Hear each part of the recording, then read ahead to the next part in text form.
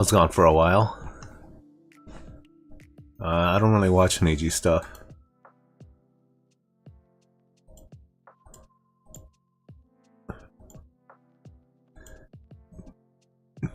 But maybe. Oh, Kimochi's posted. What did I say?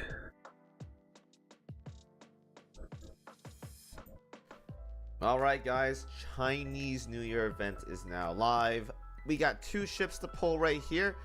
Haichou and Changwu. Excellent design ships. What rarity are they? They are one SSR and one Elite. Alright, sounds good to me. So, hopefully we don't have to go too dry. I want to save some coins for some upgrades later. So, one multi, and that should be enough, right guys?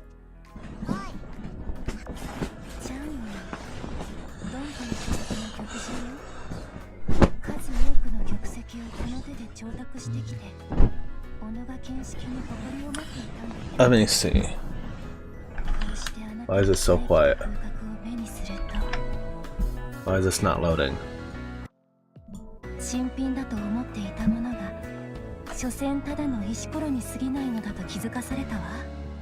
Better? Man, this design is so good. It reminds me of like so many like Hoyo characters, but this design, I just love it. All right, and the Elite. True. Unlucky, but one more multi here. The Elite. What are we hunting for? Ooh, we hit the purple, but not quite the purple I'm looking for. One more multi.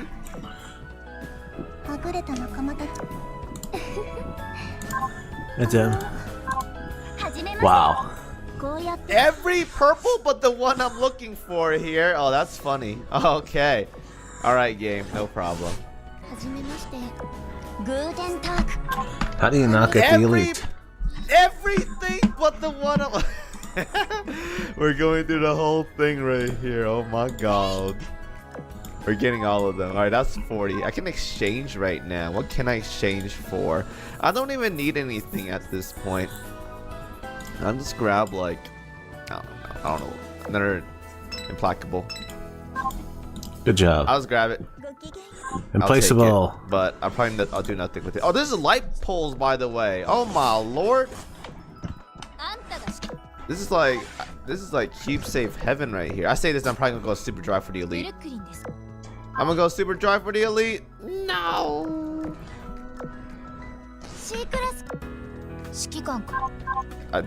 Bro. I think we're like 70 or 60 or 70 pulls right now. One of those numbers. Ouch. Oh, I got another one. No. Every purple. How do you get the one I want. You know, I'm just gonna slam a multi in. How do you get the SSR before the SR? I think we're maxed right now. Or yeah, we're about to be maxed. So I think I did like 70 pulls right there. So this is 80. Alright. Alright, game. Luckily this is yes, like game. Luckily Enterprise. Okay. There is I couldn't do hard mode yet. Almost a 1 in 5 chance of getting this purple. And I'm getting everything but her. I got 3 Chang. Okay. This is crazy. Alright. Yeah, it is crazy. Yeah. You get 3 of those Very before funny one of game. them. Very funny. Very funny game. Okay. Very, very funny. Dude, is it? It's 2.5%. Oh my god. It started off good, and now we're just going through all of our cubes right now, man. Oh my goodness gracious. It's okay. It's light pulls. It's not too bad. There we go. Finally, Haichou. I got like 10 like 10 at least before her. And I'm probably gonna get another one right after Good this. lord. Okay, thank God I don't have to. All right. No I don't know more. how many that was. I think that was like 120 pulls or something. Whatever. Could have been worse. Anyways, hopefully you guys got lucky on your pulls. I'm out of here. See you guys in the next video. Next time. Where? What happened to the Ark? Nikke. Alan is dead. No way.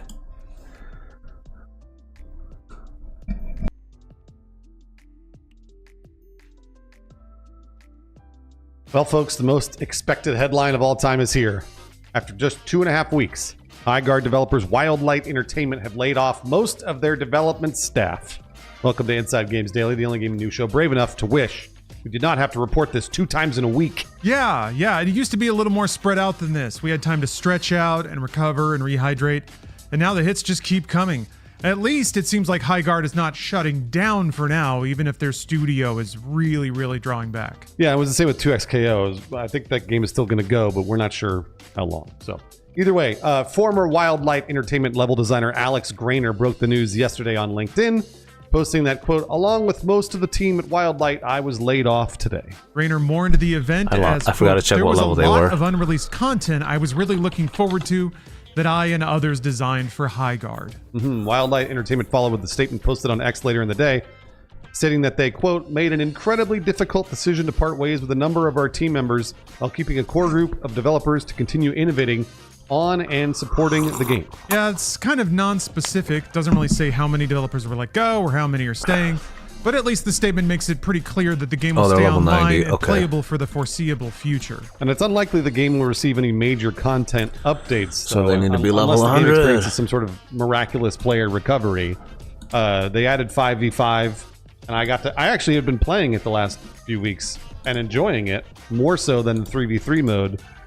But I don't think they have player counts right now to support the huge team they had. Well, yeah, it's not a total ghost town in Highguard, but the game is clearly not doing well enough to support whatever team it had. It was an auspicious start, we'll say, bolstered by the notoriety of the game's placement at the end of the Game Awards 2025. Highguard actually managed to launch with really impressive Steam numbers. Yeah, the game attracted almost 100,000 concurrent players on January 26th, which seemingly put it in vastly different territory than, like, Concord, which launched to about 600 concurrent players. And Concord was also on PlayStation, I guess, whatever. But so is Highguard. And Concord also had an early access period that had a little higher player numbers. I remember they were like 1,300. Let's do That's this. a good point. Yeah, maybe everybody got their fill of Concord in the early access window, whereas Highguard didn't have one. Unfortunately, despite a lot of people initially showing interest or curiosity in the game, they just did not stick around. Yeah, the concurrent player count more than halved the next day, with only 40,000 players returning. By February 3rd, daily concurrence dipped under 10,000 and never really climbed back above that mark. The only uptick in Highguard's player count occurred on January 31st when Wildlight Entertainment rolled out 5v5 matchmaking, but even that player swell dwindled pretty quickly. Which is a shame. Yeah, you'd think if you can get people to take another look at your game that you'd start to see some upward momentum, but just wasn't there. And like we said before, Wildlight Entertainment hasn't shared the total number of layoffs, but Grainer's LinkedIn post sure makes it sound like it's a majority, over half at least, of the game's development team. A few other developers took their lamentations to social media, giving a slightly broader picture on the scope of these layoffs. Yeah. Former Wildlight tech artist and rigger Josh Sobel laments the loss of his dream job and implies the game was turned around very quickly in their X posts. Sobel writes, quote, 2.5 years of working towards a promising rose-tinted future with the most passionate and efficient devs on the planet. We fucking made that shit fast.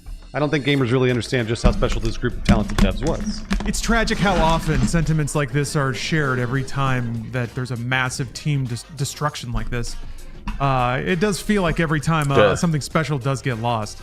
As far as what that is, maybe it was the speed of this game's development. Sobel clarifies in another reply that Wildlight, quote, made the bulk of the game in the past 2 years. Sobel also implies that there's a chance Highguard could survive this by saying, if the numbers climb, I'll be the first in line to apply again, which is, by the way, that's kind of a good thing, that as soon as you get laid off, you're like, no, I'd love to come back. Like, that usually means that it was a good working environment. Yeah, I have to admit, even though our sample size is pretty small, everyone involved seems to be leaving pretty amicably.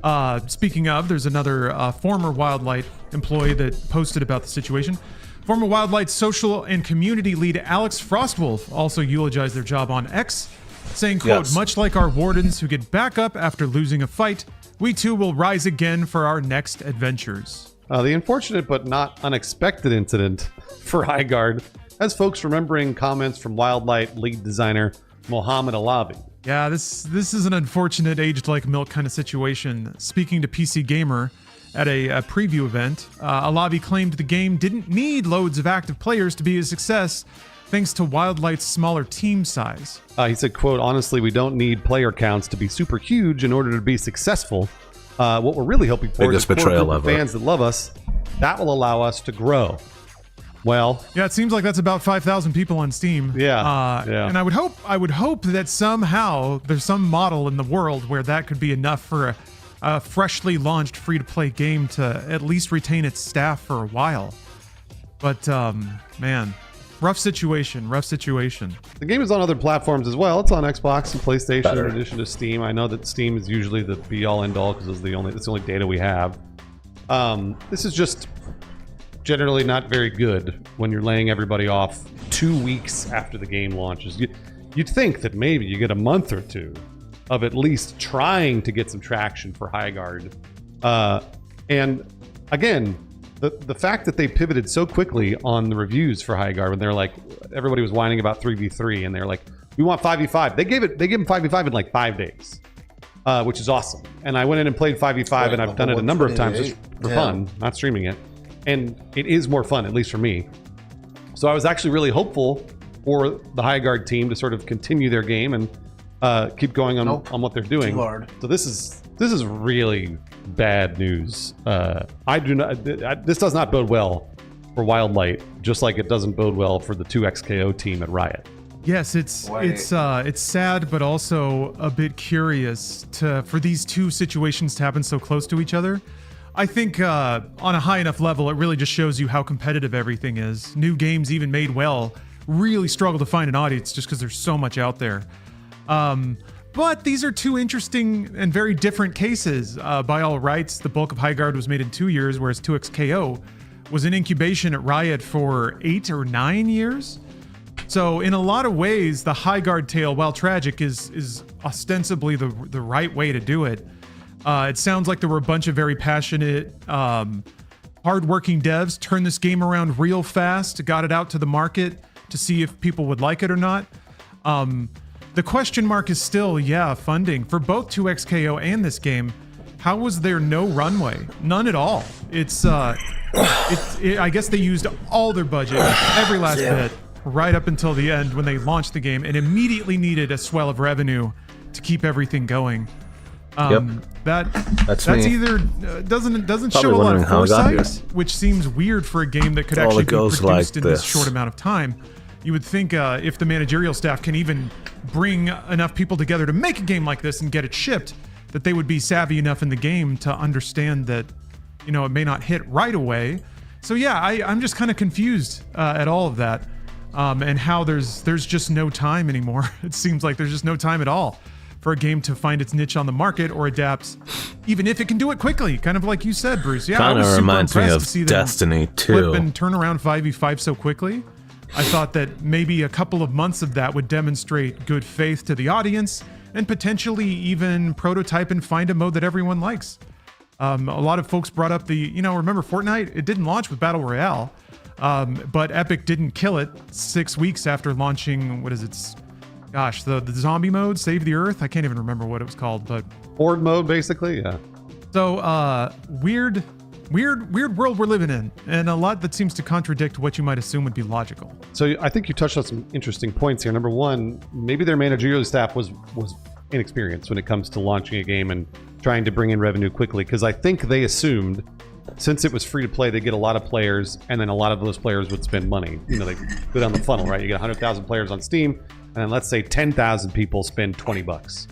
I don't know that that's what happened. I do think there was a huge bungle, not even by Jeff Keighley or by Wildlight, but I really think there was a massive bungle when it comes to where they were in the Game Awards. And I'm really hoping that Jeff has learned a lesson now, because Jeff believed in this game and really clearly wanted it to succeed, and that's why he gave them the free spot at the Game Awards.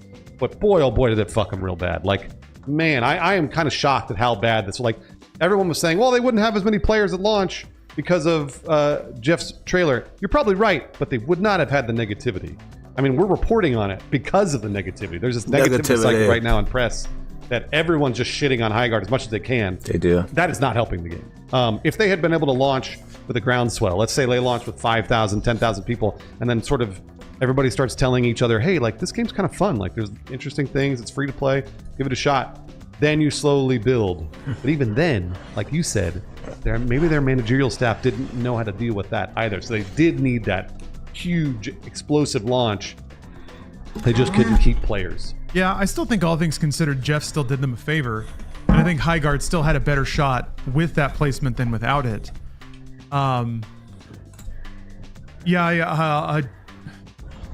It occurred to me when you were kind of talking about the rollout process, not necessarily inexperience, but I think the world now is just so much different than when some of the people on this team launched Apex Legends, because they tried to follow the same game plan, right? And what worked in 2019 just doesn't work anymore. And that is even, I think, an indicator of how quickly things change, and how, gosh, no one's got a formula that works anymore. So yeah, that seems to be it. They thought that they had a strategy that worked based on the thing they did last time, but yeah, I think 6 years is a long time. 7 years. I guess we're the spoiled ones. We get to enjoy all the video games on our end of it. And I'm grateful that people keep trying. So even though it didn't seem to go the best, Wildlight Entertainment, thank you very much for making Highguard and giving me an interesting couple of evenings. Also, back in 2019, Lawrence, when Apex Legends launched, that launched with the support of EA, a multi-billion-dollar publisher. And Wildlight is completely and totally indie. And by all accounts, this is what gamers want. They want an independent publisher and developer. They got it with Wildlight. They want an independent IP and a brand new IP. They got it with Highguard. And I'm telling you, man, everybody was so excited to shit on this game as fast as they could. So it's really interesting to see people turn on this, because I think the fact that it was free-to-play live service with microtransactions, that's the thing that I see people hitting on and mad about. But then also, I'm going to look right at you, viewer. Fortnite and Roblox, those games are the biggest games in the world. The ones that are supported by microtransactions. That's why people are making these games. So it's like when everyone's like, nobody wants microtransactions in a free-to-play live service. That's all people play. So it's crazy, but that's unfortunately the world we live in. It sure is, Bruce. It's uncomfortable, but it's the truth. And that is a bit of a stinging realization for old heads like maybe you and me that are used to a different format of video game. I am rich. The lucky thing is there are still people trying to make that, and praise God for that. It's true. Thank you very much for watching Inside Games Daily. We wish we did not have to eulogize games twice in a week like this. It's really crazy, but it just shows how brave we are, Lawrence. Yeah, somebody's got to stand vigil over our fallen video games, and we'll do it. We'll do it. If you enjoy our particular brand of games reporting, consider checking out our Patreon. You can find all of our content there posted for free with bonus memes. Every episode has a bonus meme for you. We also typically shout out some patrons right now, but we caught up. We shouted them all out. So if you want to give us more names, and by the way, you can make your name as memey and offensive as you want, and we'll still say it out loud. So we're giving you the opportunity to make us look like fools on the internet. And what better opportunity is that? Thank you very much for watching Inside Games. We'll see you next time.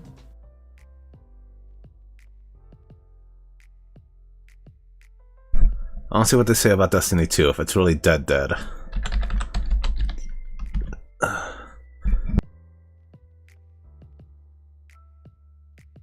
Okay, 2 months ago. Sony knows it.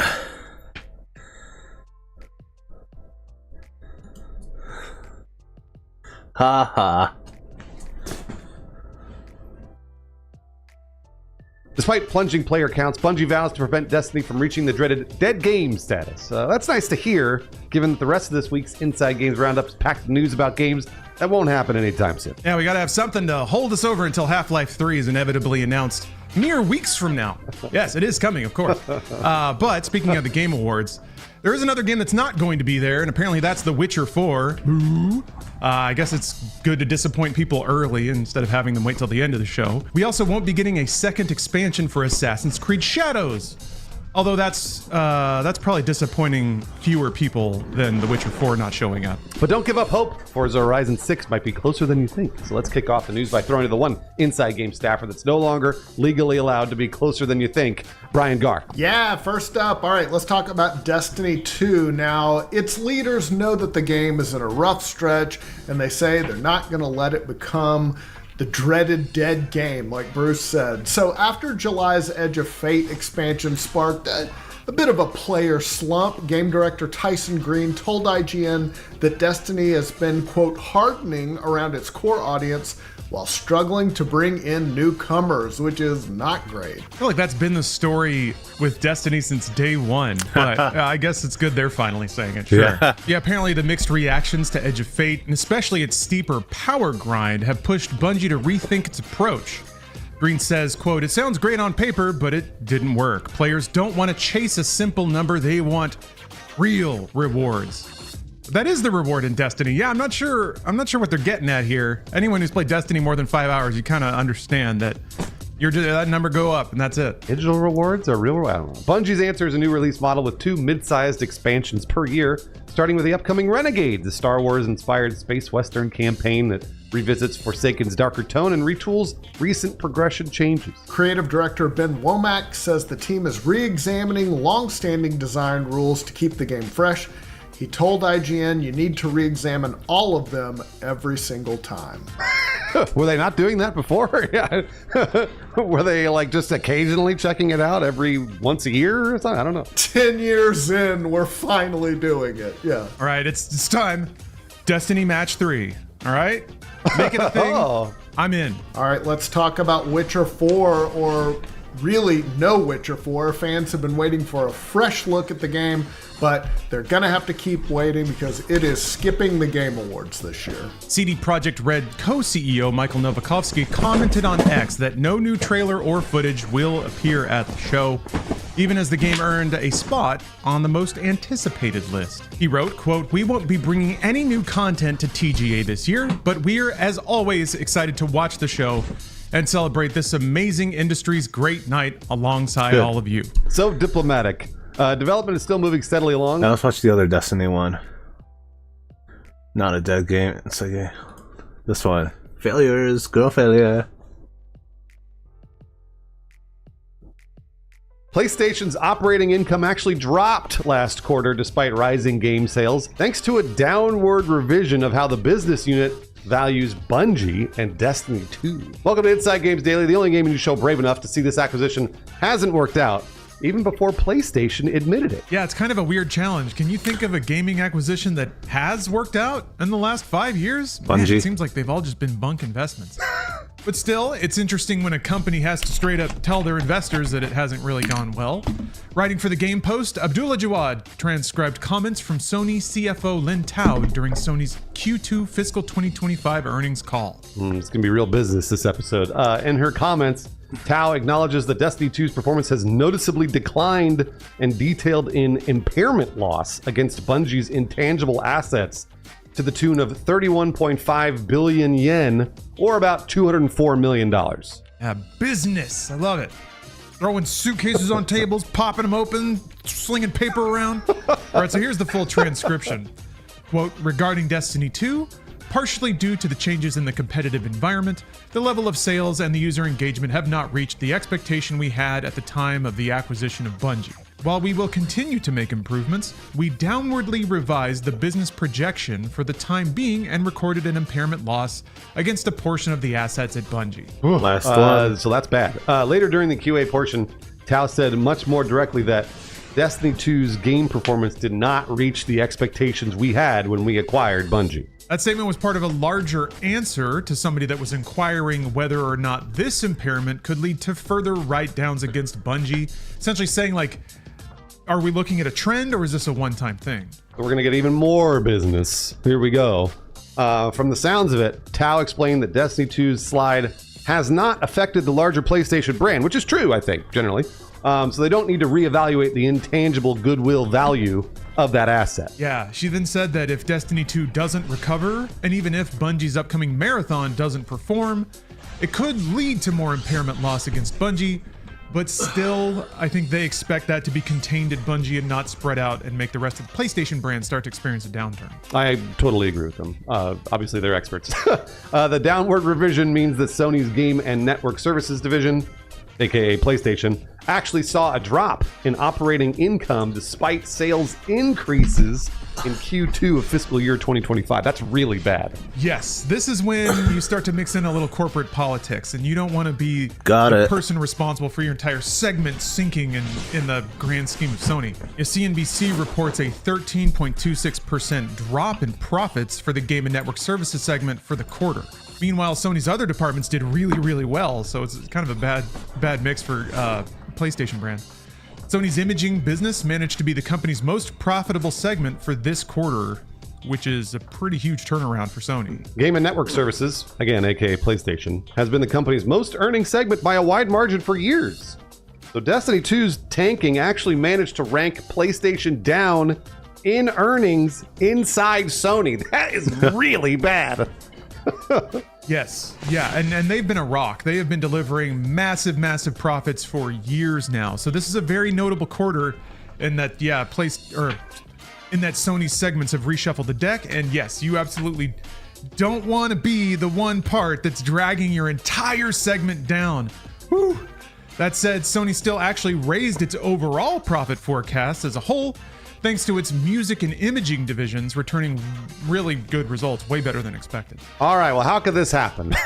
Bungie made Halo, Lawrence. The most important video game of all time. We don't know. They did everything right. Bungie did everything right. Like, spend their time trying to invent new genre names for games that haven't even been made yet. How could this go so wrong, Bruce? All right, that's a different topic. It's hard not to link the two and chuck. Invent new genre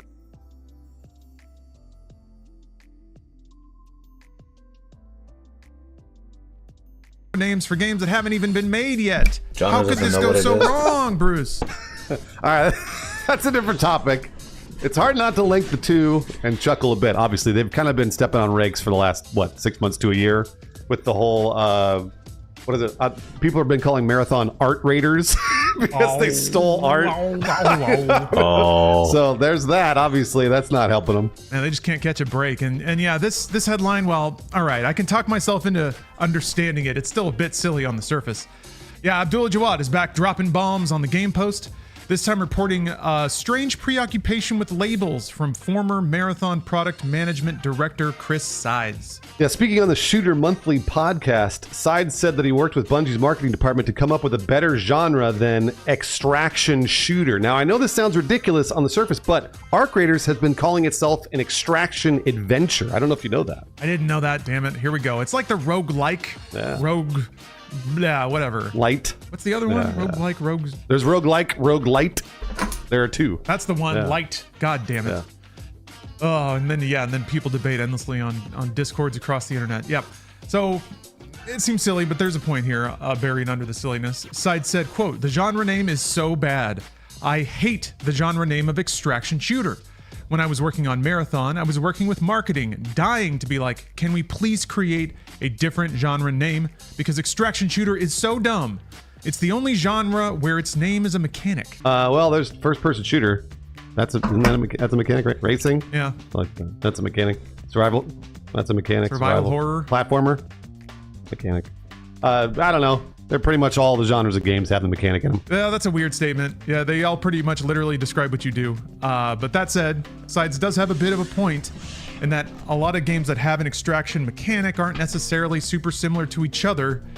And he illustrated that by comparing Helldivers 2 to Tarkov, which, yeah, they're very different. Sides explained, so you call Helldivers 2, is that an extraction shooter because you extract?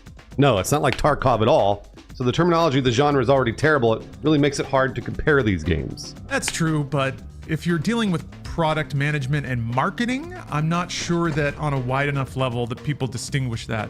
And usually when people try to use genre names, like the world's first Strand game, every time you try to come up with a new name to describe your game, people just make fun of it. So that's kind of a silly thing to do. But Kojima operates under different rules. Yeah, that's right. We all let Kojima do whatever he wants.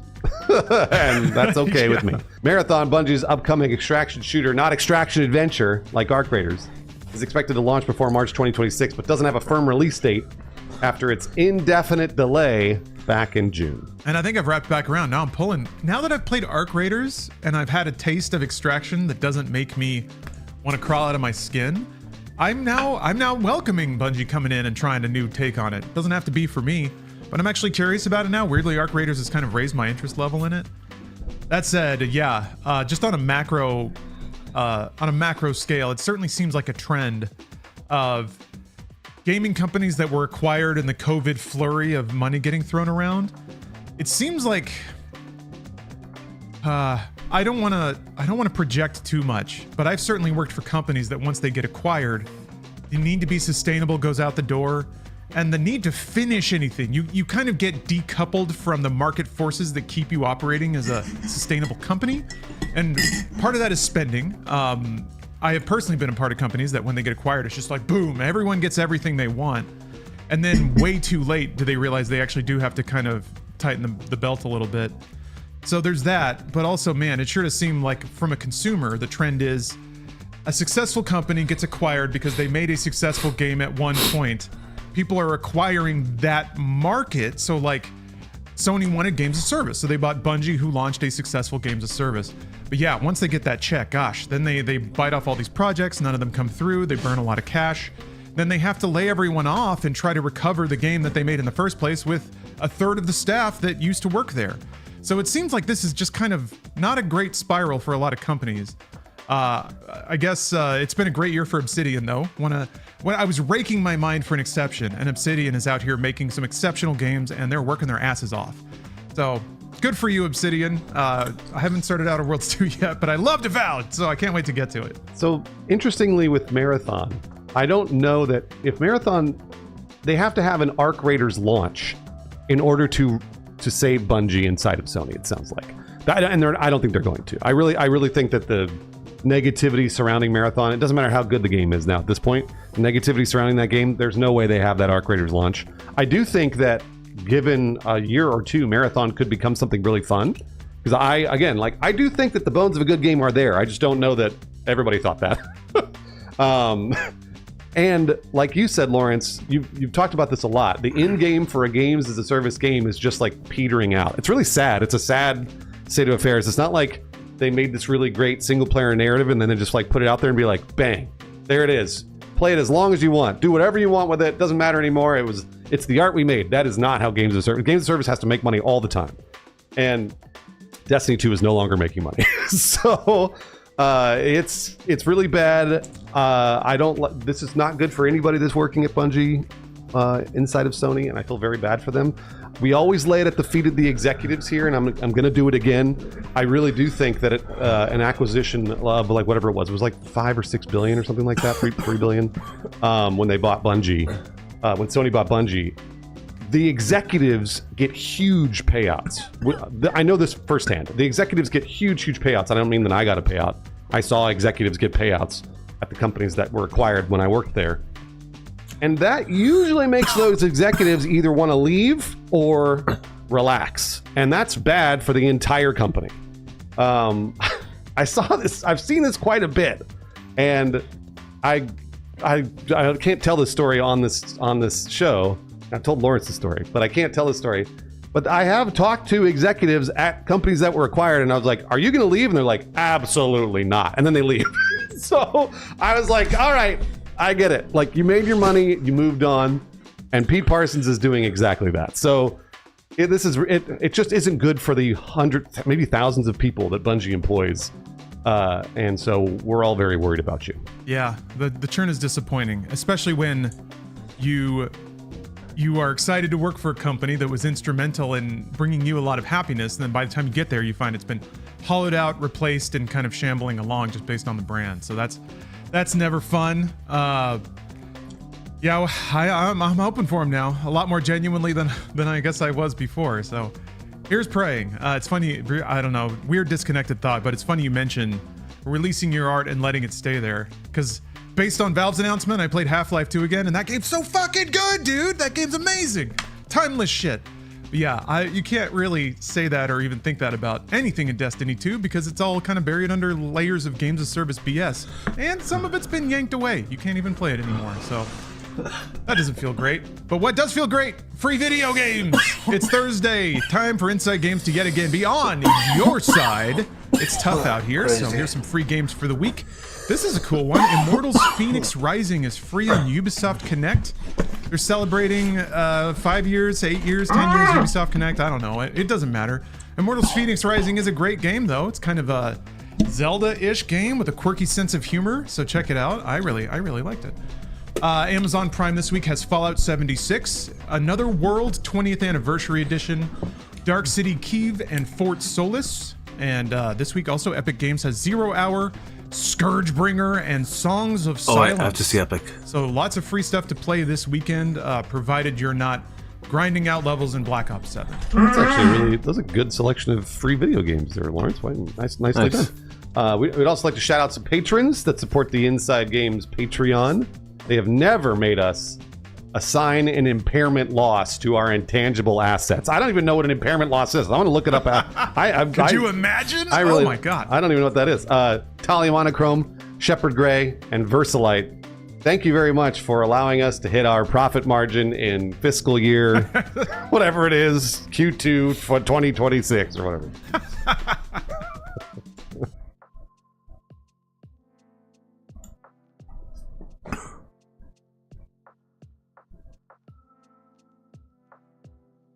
Bungie's Marathon has a release date again! Yes. The extraction shooter is now releasing on March 5th, and pre-orders are looking shockingly strong for how initially underwhelming the game seemed.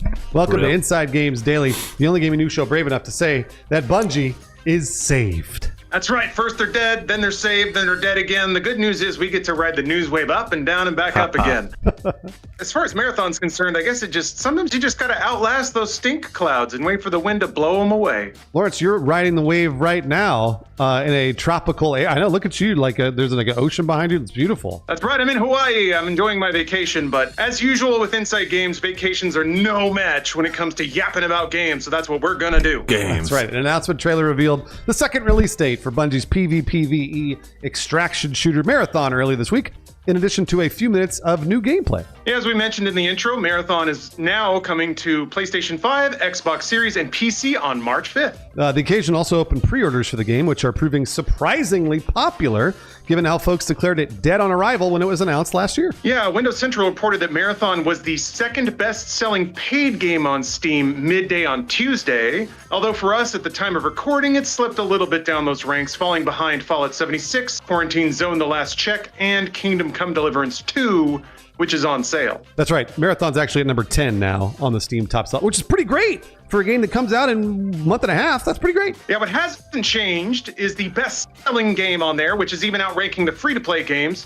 That is Arc Raiders. That's the 2025 breakout hit from Embark Studios, which also happens to be an extraction shooter and accordingly is considered Marathon's chief competition. That's correct. 4 free-to-play games rank above that: Counter-Strike 2, Warframe, Marvel Rivals, and Magic the Gathering Arena. The free-to-plays kind of don't count, in my opinion. That's just about the revenue they bring in via Steam. They have way more players usually, but the pay-to-plays, that's where the actual, I feel like you can see the top sellers sort of shine. Yeah, different kinds of games, different monetization strategies. Although I don't know, when it comes to games of service, they like to have a little bit of everything on the buffet. That's true. Marathon's also the second most pre-ordered game on PlayStation, behind Resident Evil 9. Yeah, technically it's the second and third most pre-ordered game if you count the standard and deluxe edition separately. Weirdly, the deluxe edition is higher on the ranks than the standard edition, so I guess PlayStation players love to spend money. Yeah, I mean, Marathon has a deluxe edition because, of course, it does. Bungie's got to make their money. We'll break down all versions of Marathon right after a message from today's sponsor, Habada. Yeah, if you want to play Marathon with future tech befitting the game, you'll want to know about this. Between work from home and long game, it's like just that is going to save me in the summer. I've been for so armrests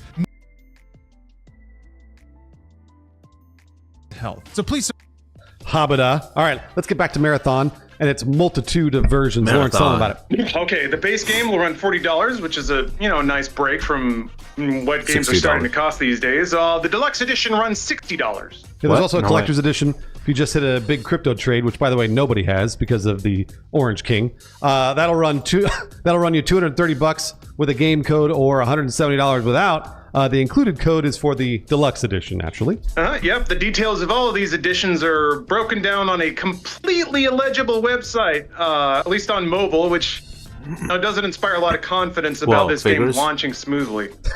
Pre-ordering any version will net you a smattering of digital trinkets, a skin, charm, sticker, background emblem, plus a UESC-styled ghost, ship, and sparrow in Destiny 2. I like that. I like the crossover goodies. That's always really nice. Yeah. The deluxe edition includes a premium rewards pass voucher, 200 silk rewards pass tokens, and some gun and character cosmetics.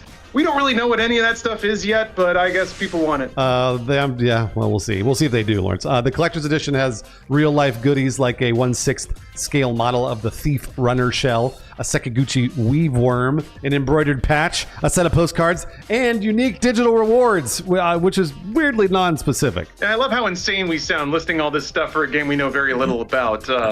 And in addition to all those goodies, I guess you get a new creator in your bank account. Yeah, that's a lot of money there for a game that I think was rumored to be free to play at one point. Yeah, and if you're still in the mood to throw your cash around, the PlayStation blog has details on a Marathon-branded DualSense controller, and that'll set you back $85. Pre-orders for that controller open on January 29th, and it'll be sold direct through PlayStation. So a fairly unceremonious social post also rattle off the game's voice cast, which actually a lot of people are really excited about here. The names contained are very, very powerful talent from Baldur's Gate 3, Expedition 33, and Red Dead Redemption 2. Yeah, just to list off some of those names, you got Jennifer English, Ben Starr, Roger Clark, Samantha Beert, Neil Newbon, and Darren DePaul are just a few of the golden pipes you'll enjoy while playing Marathon. That's a lot of really high caliber talent for voice acting there for Bungie and Marathon. And while that caliber talent for voice acting there for Bungie and Marathon. And while that's just about all the info that Bungie announced for Marathon, there is some more info out there that Bungie didn't intend to release. Yeah, for starters, the release date itself. That actually leaked a little early thanks to an accidental post on the official Xbox Club page. There's also a leaked video showing the tutorial and onboarding mission floating around out there. We're not going to show it here, but as always, we do list all the sources in the description of the video. So right, we are conscientious and fastidious journalists, so you can check all of our work. It also seems an early playtester has leaked 55 of the unlockable skins in the game. If you're determined to see those, you can find a link in the same place. We list them all in the description. 55. Finally, Marathon's new release date is producing a slight ripple effect on Bungie's other service game, Destiny 2. Yes, Forbes' Paul Tassi reports the Destiny 2 expansion Shadow and Order, which was originally expected on March 3rd, will be shoved out of the way to make room for Marathon. Probably smart. The delay hasn't been officially announced yet, so we don't have a new release date to report for Shadow and Order, but Tassi sources say that it's coming, and I'm betting it won't be as successful as Renegades was in December. Yeah, probably not, but hopefully they can ride some of that momentum. I can also understand why they wouldn't want to say that now. You don't want to mix in any negativity with what ought to be a very positive announcement. It seems like it's going really well. But yeah, Destiny players are probably not happy about playing, second fiddle to the debutante at the extraction shooter ball. Man, Lawrence, it feels like we just ran a reporting marathon about Marathon. So, is Bungie saved? It's fun. It's funny. In addition to all this news, it's also fun to consider the sort of meta narrative. They had all sorts of negative headlines. People really enjoyed shitting on the game. Bungie just kept their mouths shut for a couple months, let people kind of reset their perspectives. Then they came back with a Vidoc. Reception to that seemed a lot more positive. And now, the pre-orders seem really strong for a game that everyone considered dead on arrival. So to me, this is a great example about how if you have the ability to wait, you can kind of let people burn their negativity off. Because certainly on the internet, people derive a lot of satisfaction from shitting on once great companies or once great brands. Everyone loves to see a Titan fall, pun not intended there. Titanfall. But I think if you let people get their jollies and then they come back around, then you can hit them again with a new marketing cycle once sort of people's perceptions have reset. Try again. and it seems to be working pretty well for Marathon. Yeah, it really does. I saw their Vidoc and their trailers, and also all the videos that they've released recently for Marathon are really on point. They look fantastic, and they make the game look way cooler than it was when I played it back in April of last year. It was almost a year ago. Oh, wow, geez. And I'm surprised actually to see that people, like, because I saw a bunch of tweets, I saw a bunch of people being like, "Man, I can't wait to play it." And I was like, "What the fuck changed?" Like, I was so confused why people all of a sudden wanted to play Marathon, and I guess maybe Bungie was able to let it cook a little more.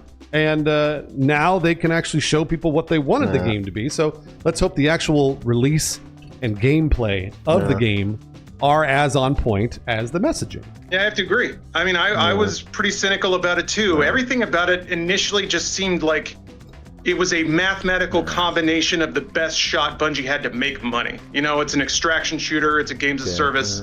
They're ripping the brand off of the only other thing people associate with them that they still own or can do. Oh, they can call it Halo. So it's like, what else can we do? Well, let's dust off Marathon. It doesn't really have anything to do with Marathon. Maybe some shreds of aesthetic it has in common.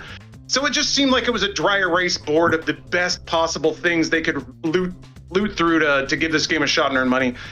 And, you know, that's what companies ought to do. But still, it didn't seem like it was particularly inspired. And these days, I don't think anybody has a whole lot of tolerance for just another game that just runs down the checklist of how to earn the most money. Beef on the chair. Yeah, now that it's ruminated a bit, and I think the X factor, you mentioned what changed. Arc Raiders, I think, is the big thing that happened between then and now. And Arc Raiders, I think, showed everybody what a fun, approachable extraction shooter can be. So I think people have warmed up to the idea and the genre after playing Arc Raiders. We mentioned previously that Arc Raiders may be considered Marathon's biggest competition.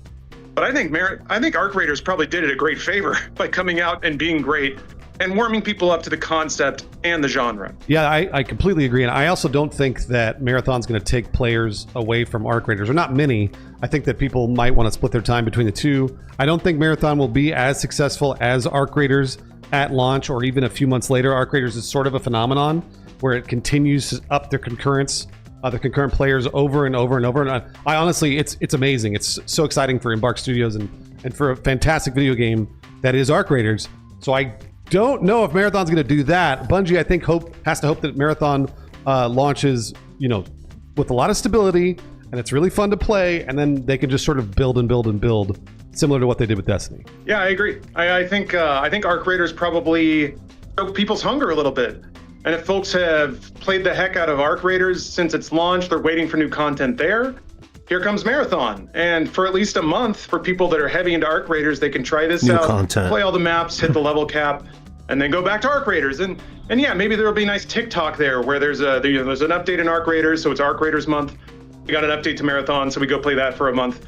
But I do think Arc Raiders really did kind of some seeds in the ground that should help this game find an audience. Absolutely. Thank you very much for watching us yap about Marathon. We love doing this. Obviously, Lawrence loves doing it. He's doing it on vacation there in Hawaii. So we're glad you choose to join us Inside Games for it. Yeah, and if you're especially pleased with our yapping, please check out our Patreon. Post all of our content there for free with a custom select meme from me. And what else? What is Bungie? Whoops.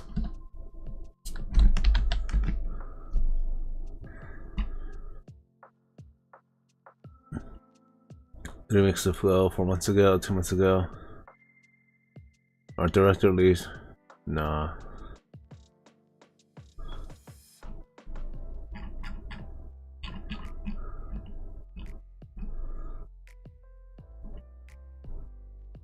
Nope, I guess that was the most recent stuff.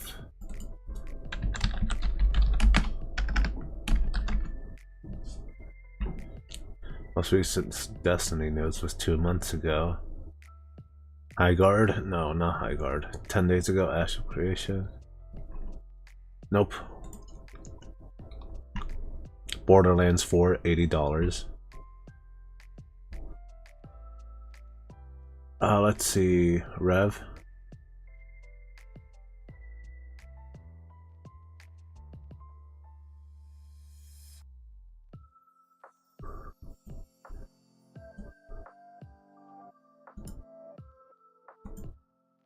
Hey, what's up, guys? Rev here. So it appears that the current obsession with virtue signaling on social media truly has no bounds. What we're going to talk about today is a situation focusing on a game that is being celebrated. It was released a few days ago, and the reception has been amazing. However, the usual suspects on Twitter are trying to ruin not only the game, but the development team by claiming they're bigots and all the other buzzwords they can come up with. Now, why are they doing this? Because one of the developers made the high crime of promoting a streamer who was playing their game. That's it. That is all it takes, and now they're being canceled, or at least people are trying to cancel them. So what's the game in question for today? It's called Mugenics, and here's the description. Build the ultimate cat army through tactical breeding and send them into deep, challenging, turn-based adventures. I mean, a game about cats, I mean, you expect the good results. It's that simple, ladies and gentlemen. Make a fun game about cats, and you're gonna have nearly 100,000 concurrent players. And this is not some free-to-play game like Highguard, which, by the way, is about to shut down their servers. That's a story for another day. But you can see this game that cost $26, around $26, has nearly 90,000 concurrent players, an all-time peak already for them. They're peaking more and more each day, which is an amazing sign. And they have a 92% favorability rating. Okay, this is a gigantic success. So what could go wrong?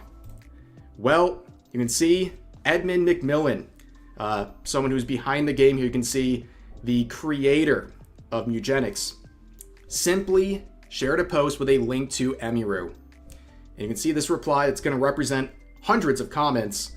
What's up with all the weirdos in the replies? Geez.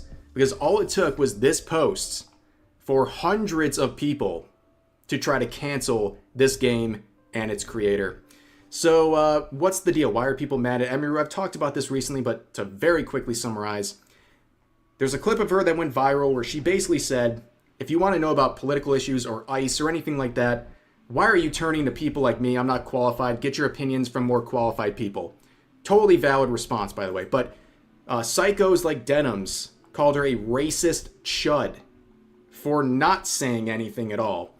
And her orbit and Hassan and thousands of people on social media were dogpiling Emiru, saying horrible things about her, and eventually she capitulated. She would make this response, and guess what? It didn't work. It made things worse, in fact, and really the case in point is this video. So here is the creator, Edmund McMillan, and he's someone who's made a lot of big hits, and this one is just another example of that, Mugenics. Turns out this guy who spent years developing this game, he's doing everything in his power to promote it and make sure it's succeeding. Crazy, I know. So when Emiru, a very popular streamer, decided to showcase this game on Twitch, he promoted her channel.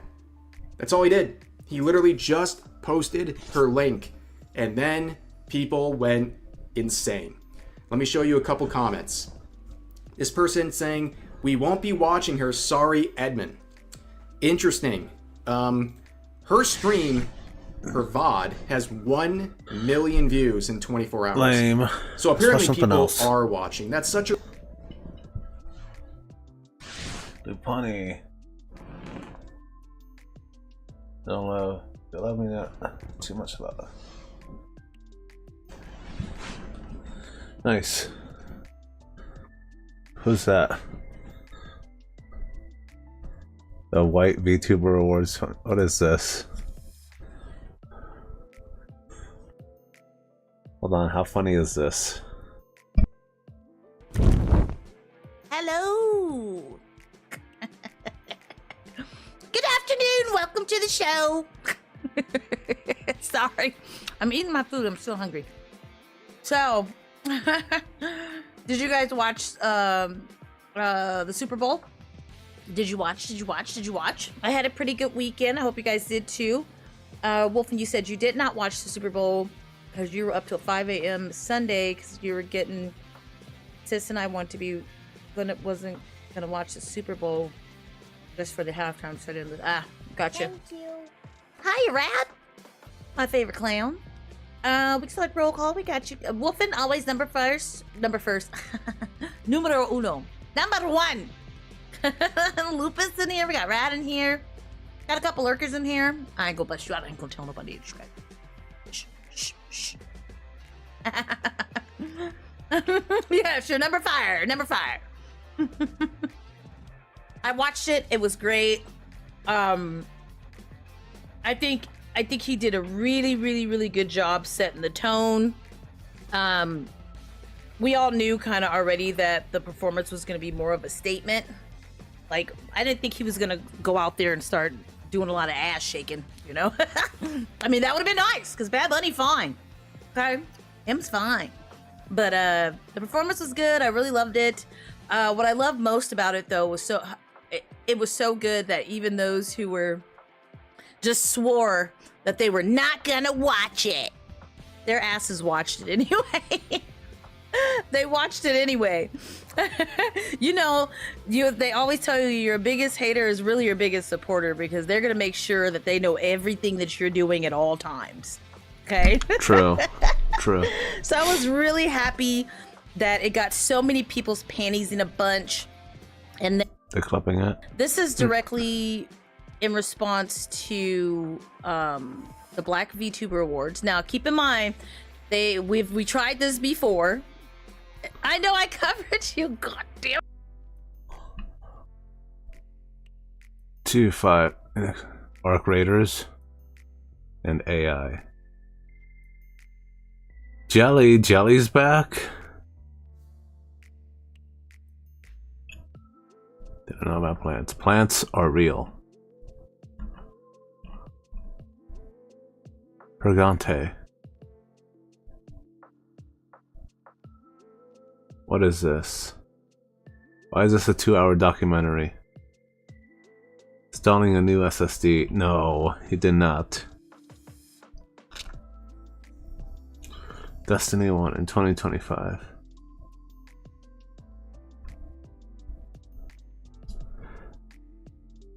LinkedIn. Raid racing. Discord. Oh yeah, Discord.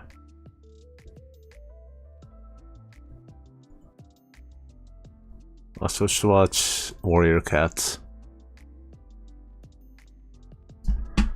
Welcome to the Warrior Cat wing of the Animation History Museum. I will be guiding your tour today. I hope you have nothing else planned. Warrior Cats is a book series that follows a society of feral cats who live in these groups that are kind of a mix between a gang and a cult. While they are considered kids' books, I will say Warrior Cats is less fun time happy cat adventures and more Watership Down. We won't be getting too graphic here, but a lot of the cats don't make it. Now you might be wondering why these books have their own dedicated wing in the Animation History Museum. These are letters, not pictures, stupid.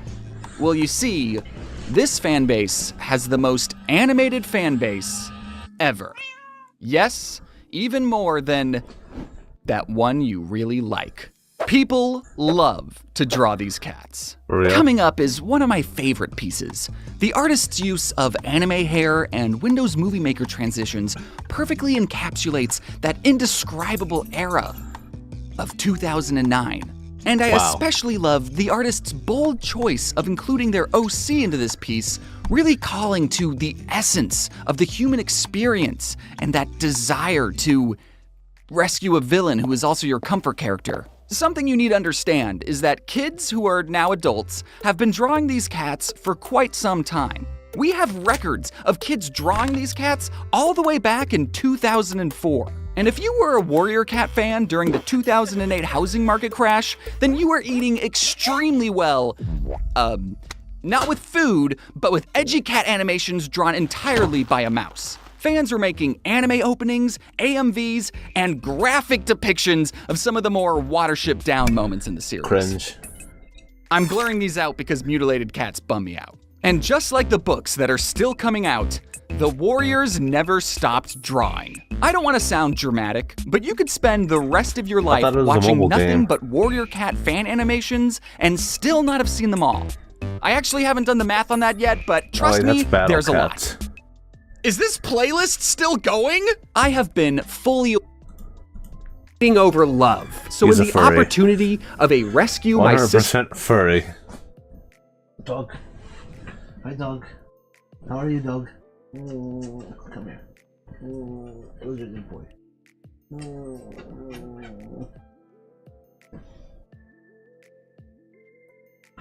What is it? Show me. Show me. What is it?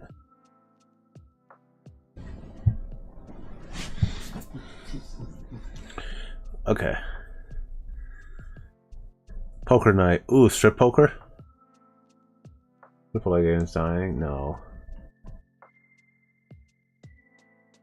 The Grape of the South. Stop Porch Pirates.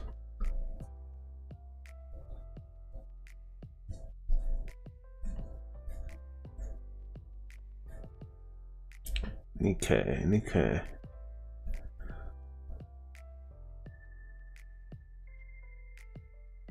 This is really bad. What happened? Another Roblox streamer, another Roblox YouTuber got caught.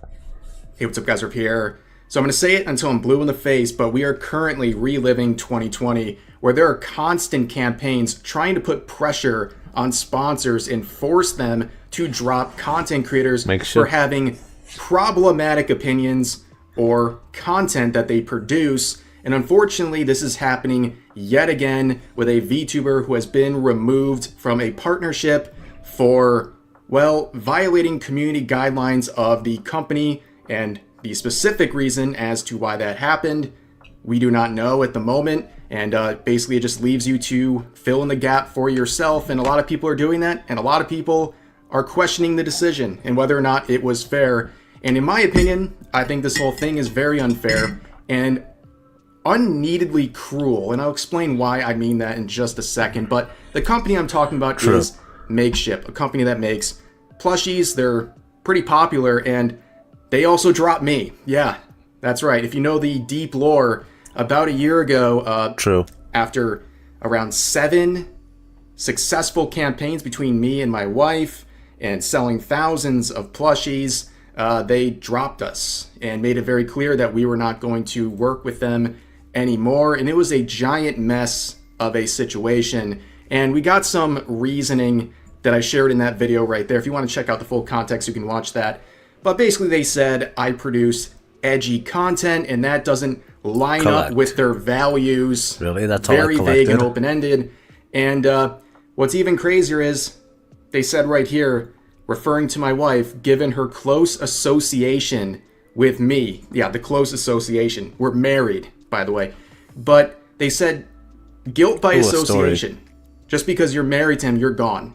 Now, of course, they would turn around and apologize for that and give her the opportunity to keep working with them. But obviously, she wasn't going to do that. But yeah, I need to tell you. They did the old you don't line up with the values open-ended reason for this. And as you know, nothing changed and no specific examples were provided. But that was a big mess. And I say all of this to give some context as to what we're dealing with now. Because what we're dealing with now involves a VTuber named Celestium, who had this plushie that was in the works with Makeship here, and she has lost that campaign. And as you can see, she is a Christian content creator. She's very open about her beliefs, and a lot of people are seeing and making assumptions as to how that played into this decision. But yeah, she actually funded. She got the necessary amount of support to do this. Over 200 was required, and she did that as a small content creator, which is really, really impressive. But that adds to the cruelty of this, right? It adds to the cruelty because she got all the way to the finish line, and this thing was about to be put into production, and then they ripped it away.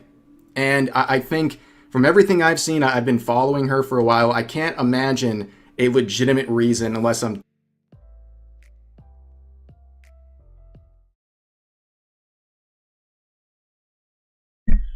We're getting chocolates for my wife.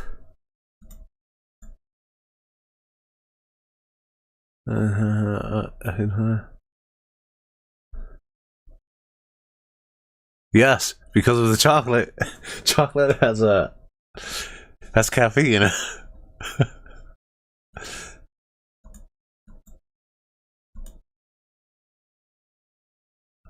Two letters. I'll get 3 letters from Flandre.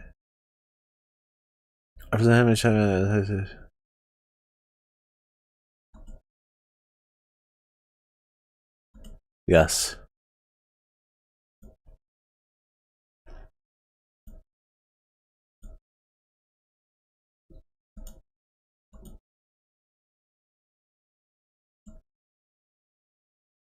I need to restart my game because there's no audio. Totally missing something as to why this would be an appropriate action. And she would announce this on a Twitter saying,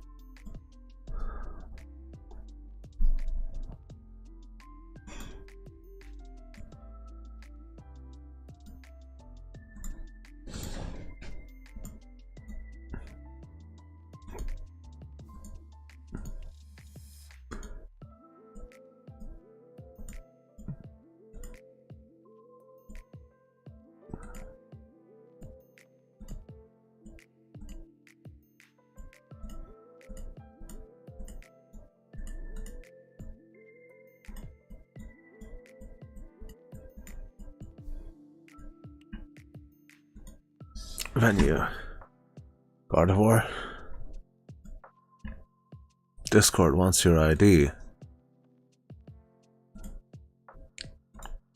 Without looking at this video, I can tell you already why this is like terrible, because there are many people who have a need for alternative accounts. Not everybody can live with just using one account, or sometimes you need to regulate things through using multiple accounts. And if Discord's not gonna allow people to have multiple accounts, then that's just immediately like a big red flag. Discord's come a long way since its humble beginnings as a Reddit tier, memer, fedora tipping, narwhal baconing at midnight service, where every time you fired it up, it toss incredibly timeless classics at you, like constructing additional pylons and overloading on memes. Watch out for Wumpus, and anytime you contacted their support, you were put in touch with Springle, the mystical gnome, fairy, elf, wizard lord, to do nothing to help you with whatever problem you had. Discord mascots all over the Discord place. has grown a lot since those days. It has been a staple in society for the last couple of years. And just a few hours ago, they put out an announcement about some big upcoming changes to Discord that they may as well have just announced they're shutting down. Like, that would have been more positively received than what we actually got here. This is despicable. Discord has announced that all accounts will be age restricted by default unless you verify your age via face scan or ID. There's also a lot more terrible things here, but that's by far...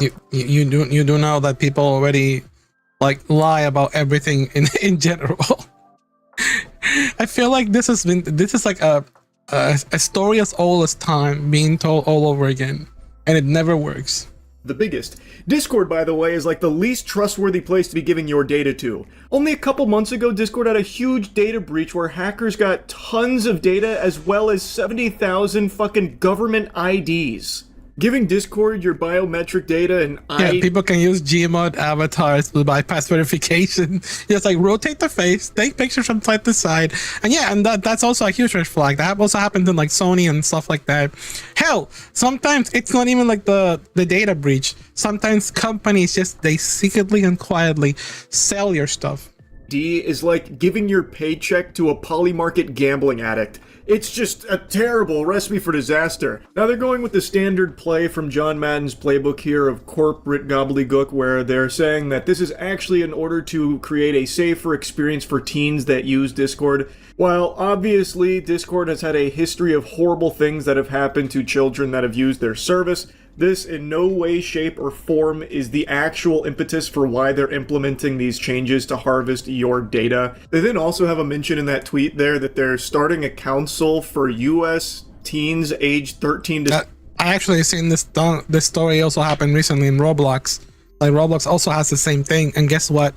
Like, if they want to prevent people's account for being like bypassed, like the kids can just get the parents to like sign up for them. The parents not gonna give a shit, and they're just gonna like get a bypass with their ID. 17 to apply to be a part of this. Yeah, for Roblox. That's supposed to better help steer Discord in a direction that's safer for children. What do you like? How does a kid submit a resume? What's your work experience? We need at least 7 years of Nickelodeon internships or something in order to accept you on the Discord children's board here. It's a very weird proposal. Now, going to their announcement here, when would users need to verify their age group? Users are only prompted to verify their age group when they attempt to access certain age-restricted content, settings, or features. After completing age assurance, users won't be asked to verify again for future age-restricted actions. A user may be prompted to verify their age group if they attempt to unblur media flagged by our sensitive content filters or attempt to change any of the default sensitivity content filter settings to show sensitive content, turn off message requests, access age-restricted channels and servers, speak in a stage channel, and toggle on age-restricted command settings. Then, in bold at the very bottom, importantly, this does not mean everyone will need to confirm their age just to use Discord. Not yet. What the heck? I'm sure that's right around the corner. But they knew that they would catch a big load of fucking poop from this for all of their users because nobody wants to just be willy-nilly giving all of their data, their fucking face scan, ID, and everything to Discord, of all companies. A company that literally just had a massive data breach, by the way. Many people can use Discord exactly as they do today without ever being asked to confirm their age. Now, here's the default safety settings that if you attempt to alter, you will then most likely be prompted to fork over your data. Whether that's an ID... No. Like I said before, sometimes you don't even need to fork it over. The company will just like sell it for you. Because frankly, the fact that this Online Safety Act is just able to grow through all... Alright, here, let's do it.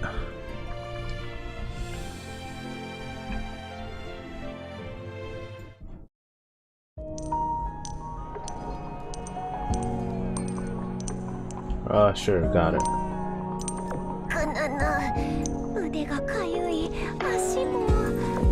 But before that, let's try to get the new characters.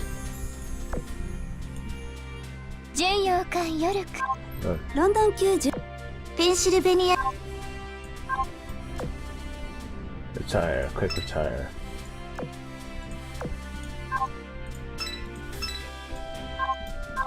Alright, let's do it. I bet I'll get it in 10.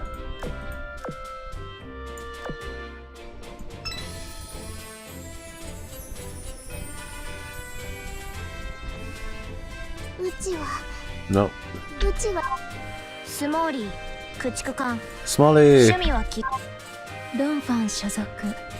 Yes, we got her. We got the elite one. Okay. Haicho. Perfumer?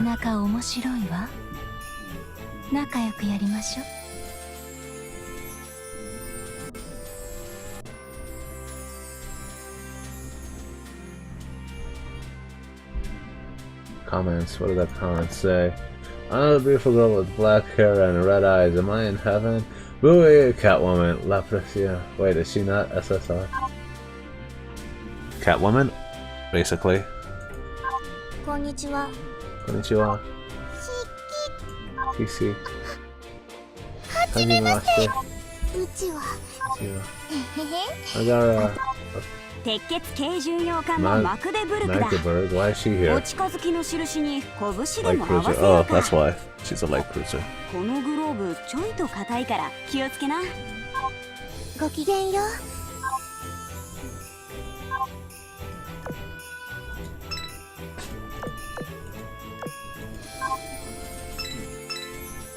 that give me a little space? Yeah, that gave me a little space. Again. Try it again. Thanks.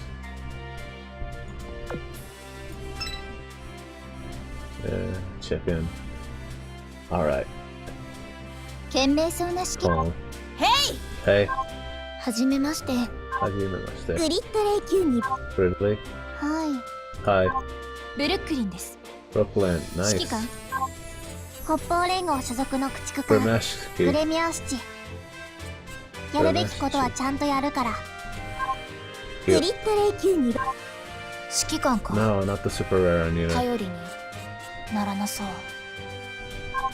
C クラス駆逐艦。 I need multiplier. Wait, do I have enough points to do one more? 指揮官、艦隊の先輩たちをご紹介していただけないでしょうか。指揮官、ありがとうございます。 No, I don't. Okay, so that was all the pulls I'll be able to do. Alright, until next time then. Unless...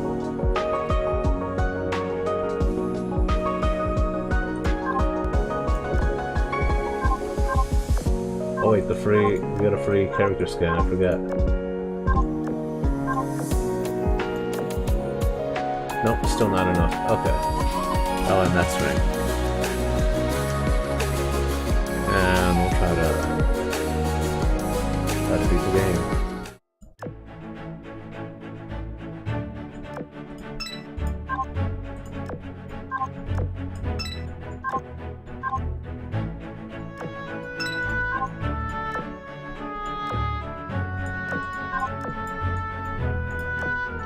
A new battle.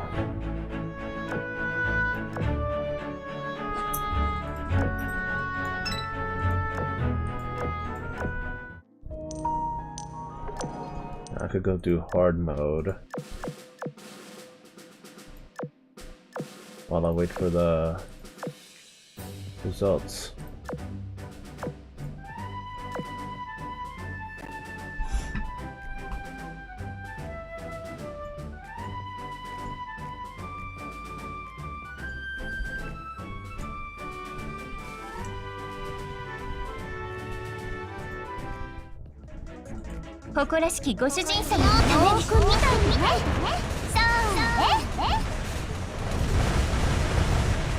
Why did it echo?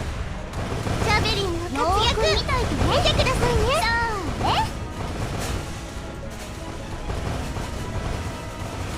ミリオンヘッドスマッシュくらえ。よーく見といてね。さあ、私を止められる？優雅はだけじゃありませんよ。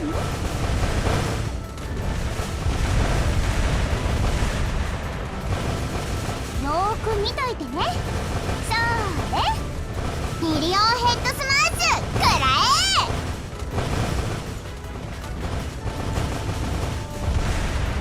え。よーく見といてね。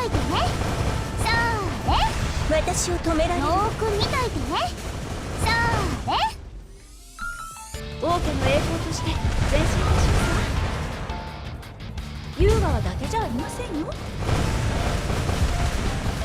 よーく見といてね。さあね、ジャベリンの活躍見てくださいね。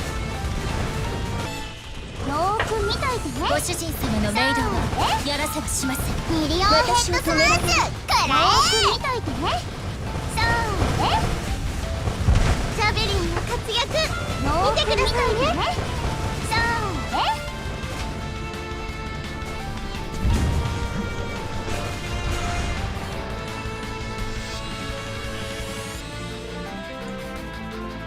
指揮官、サッチャーだよ。 Winner! 勝利を思いっきりよ。 Winner!「陛下の名によりあだなす者に失意を授ける」。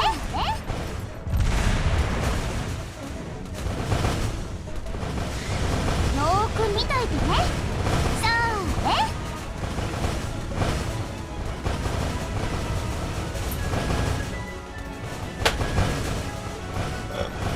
よーく見といてね。さあね、私を止められる？よ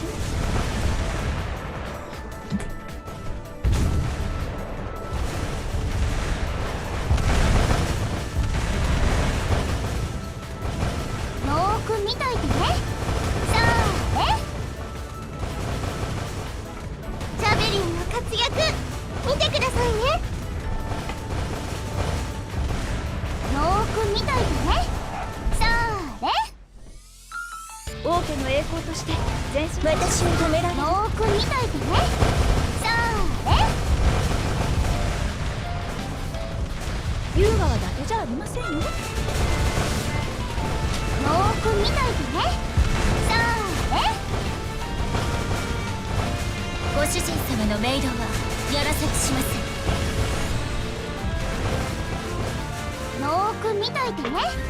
それ。私を止められる。ジャベリンの活躍見てくださいね。ミリオンヘッドスマッシュくらえ。よーく見といてね。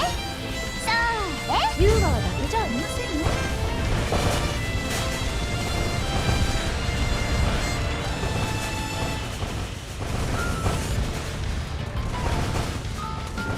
よーく見といてね。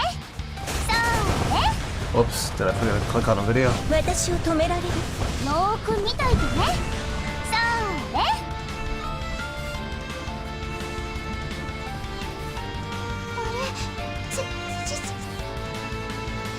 勝利に思いっきり。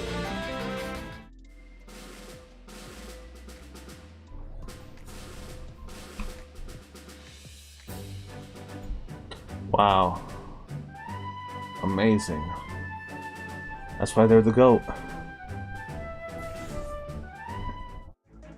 陛下の名においてあだなす者に失墜を授ける。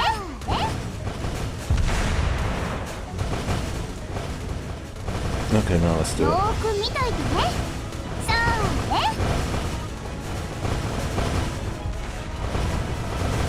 ミリオンヘッドスマッシュくらえ。ジャベリンの活躍見てくださいね。私を止められる。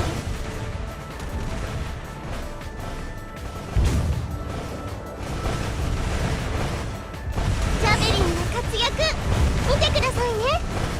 よーく見といてね。それ。ミリオンヘッドスマッシュくらえ。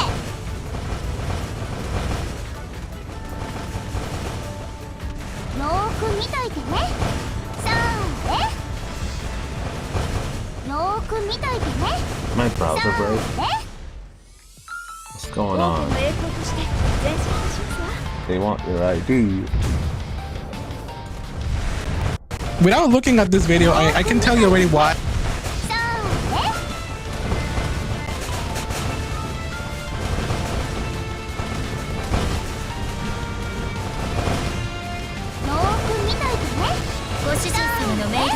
Sorry, I just had to do this instead. 私を止められる。よーく見といてね。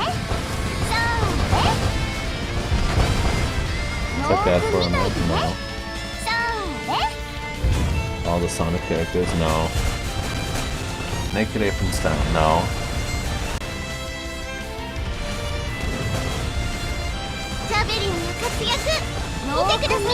First memes. ESP. 私を止められる。よーく見といてね。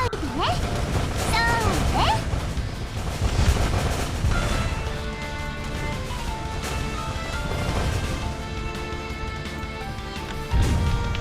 Garde d'Ivoire.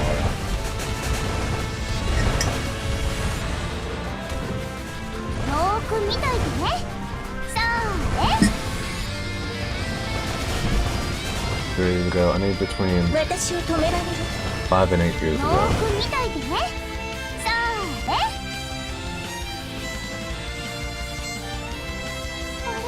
Garde d'Ivoire used Flash. 勝利を思いっきりよ。 When it's okay to be attracted to Pokemon, no. Here, oh.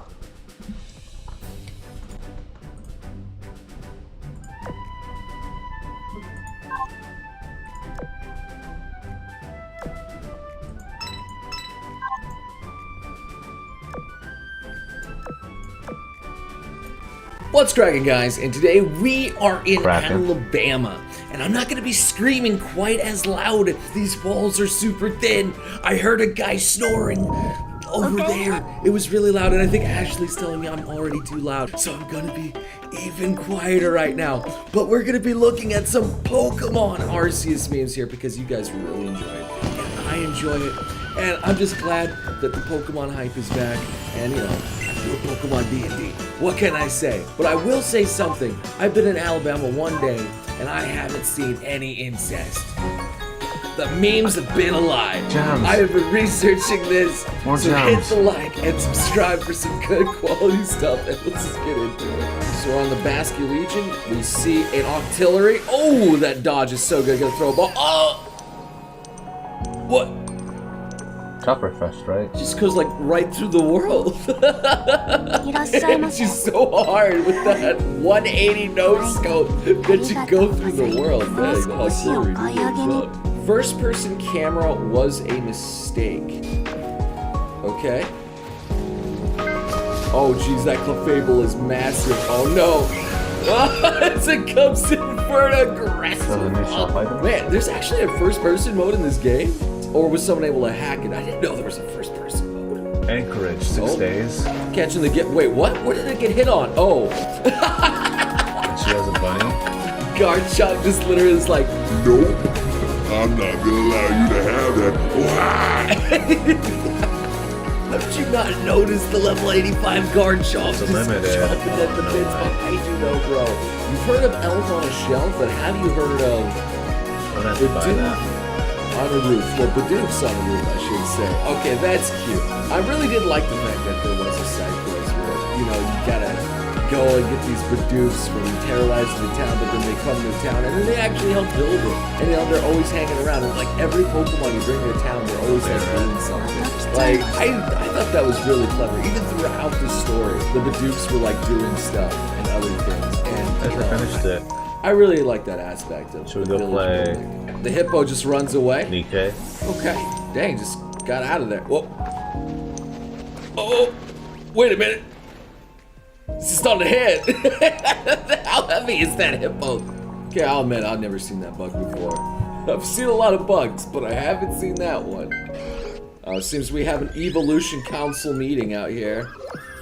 Oh, they're so cute how they interact. Oh. Hi, guys. How you doing? No, they're angry. You interrupted the meeting. How you doing? Dare you interrupt the council as we speak? Oh my god, that's adorable. I didn't know that they would actually talk to each other. I just thought they would just look at you and then they would just like do their own thing. Some even fall asleep or sit on their bums. It's really cute. The Raichu. Is that? That's a shiny Raichu. Oh, that's cool. And it just dies. This is like, nah fam. The you died flashes across the screen. Oh, that's cute. So Chow has like this nice little pose of Lilligant and the trainer be like, oh, kind of like a certain meme that you've seen before out here. The guy looking back and the very jealous 8'5" Gardevoir, just like, okay, dude. Okay. Yo, Lilligant was actually kind of cool. I have no idea how you get a Lilligant, but I kind of want one. I'll figure that out. I want an Alpha Lilligant. I want the Alpha Fox, Ghost, Zorua, or Zoroark, I should say. And there's a lot of cool Pokemon. So Arzu being like, I'm glad to be working with you, but yeah, let's go do. What's up? Would you quit staring at my thumbs? And I respectfully decline. I mean, they're so red and thick. They did a good job with their model. I'm just saying, okay? Whatever they did, she could cut my hair any day of the week, all right? I got a new barber, all right? I would even go rooster for that. That's right. I would make it rooster again. Nobody, American universities being like, I like your initiative. My teaching fees need 1 million Poké-Dollars, alright? 1 million, oh my lord. Is that really the final bag price? Are you kidding me? I got it up to like 100,000 right now. So I am like so scared. That's probably where it is going. With that price, give us a bigger backpack. Ever thought about that? You know, like, instead of teaching kids how to pack, how about just give me a bigger backpack? So this is just an interesting photo of Xiling being like, hurry up. And the Pokemon trainer just enjoying. Akari, what's going on there with AZUR there? Okay, just interesting, okay? It's just interesting. And this one's just hilarious of how someone just decided to sandwich. Okay. I mean, I guess that's what everybody wants to do. Okay, I think the outer zoo thigh thing is real right now. All right, are we good? Are we good now? I'm just playing. Someone actually took a screenshot of Diamond and Elements. So Akari being like, I don't want to fight you, Paris. And Paris being like, I wouldn't want to fight me neither. I'm gonna beat the crap out of you anyway. Put those dudes up. Dude, they're so aggressive. They really are. But honestly, I'm so glad because in my Pokemon D&D, I made them very aggressive too. And they would be, I feel like. They just want to eat your nutrients. That's all they want. The hosting parasitic mushrooms just demand nutrients. Oh, couldn't make the hit there on the Kirla. There's an Alpha Kirla there. Oh, Kirlia there. Oh, a Gallade! What's up, homeboy? Oh no, I didn't know there was a bigger one around the corner. Alright, I guess that must be a very rare spot, because...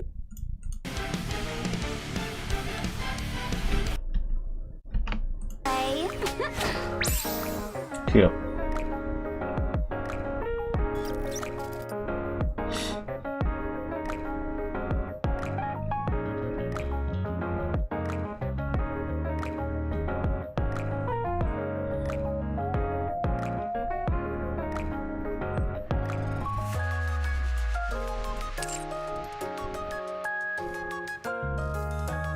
Chocolate, please. What's chocolate, please?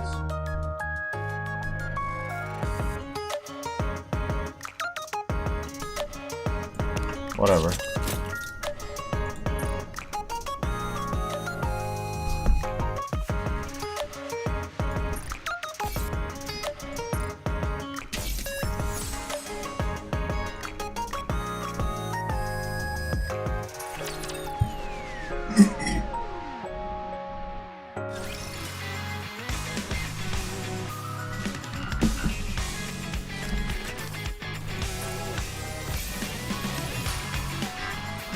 Commencing operation. Leave the support to me.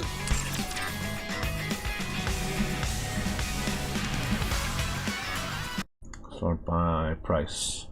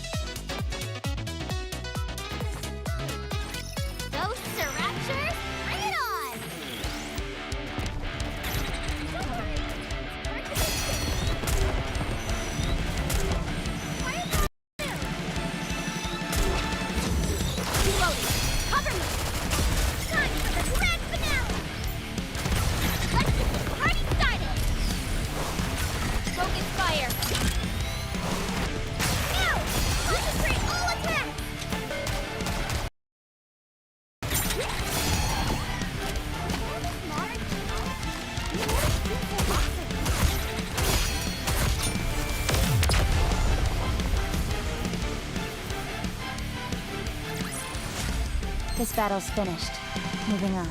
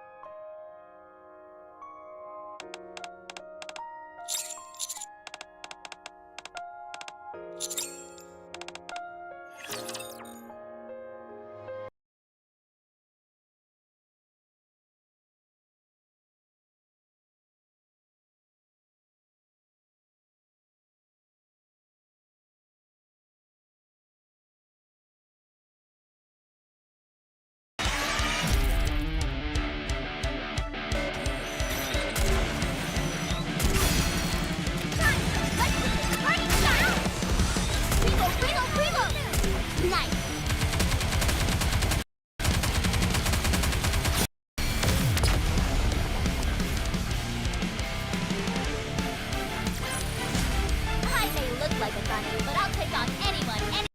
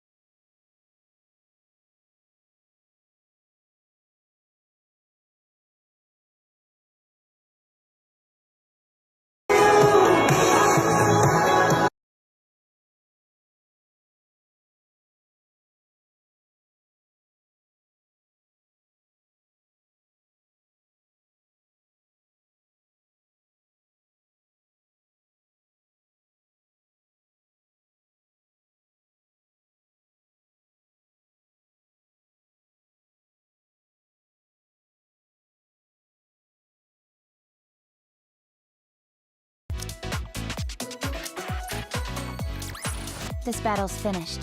Moving on.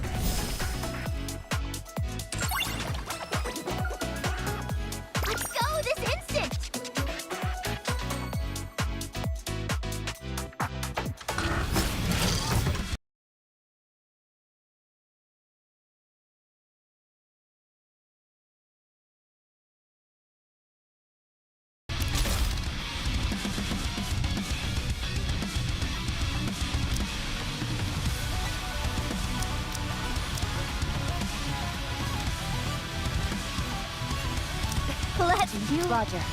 Joining the mission.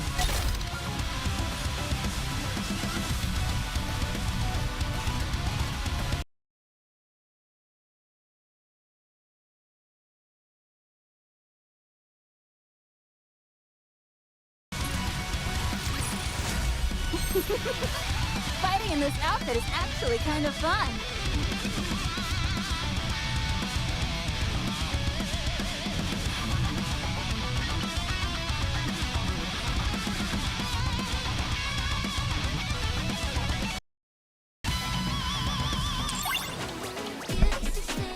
Okay, so did I do all the thing?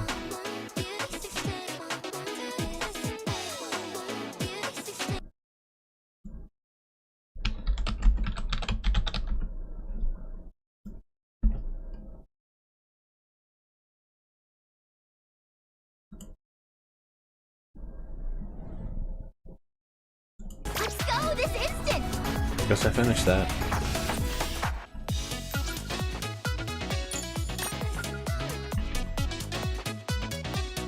Wow. Still can't buy everything yet. Maybe in 2 days. Let's go this instant!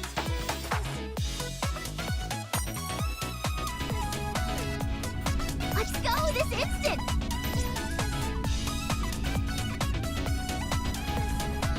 Let's go this instant!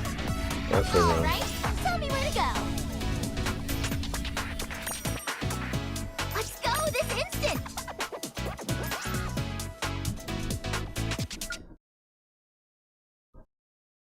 Let's go this instant! Let's go this instant!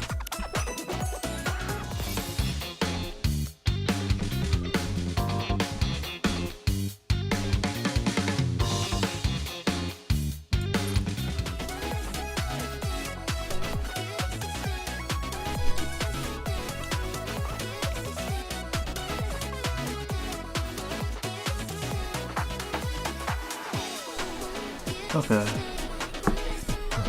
Finish the event then.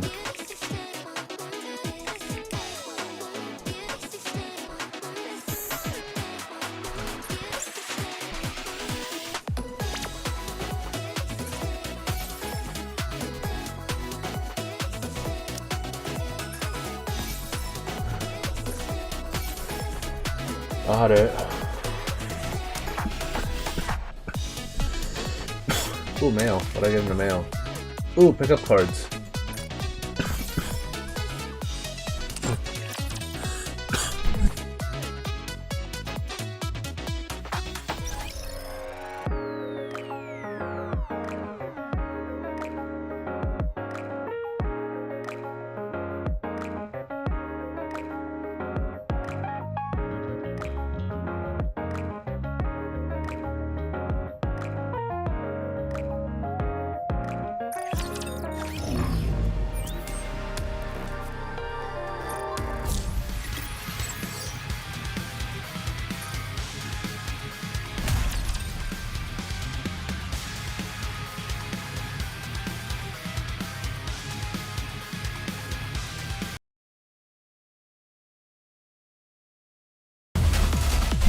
I forgot my mic was off.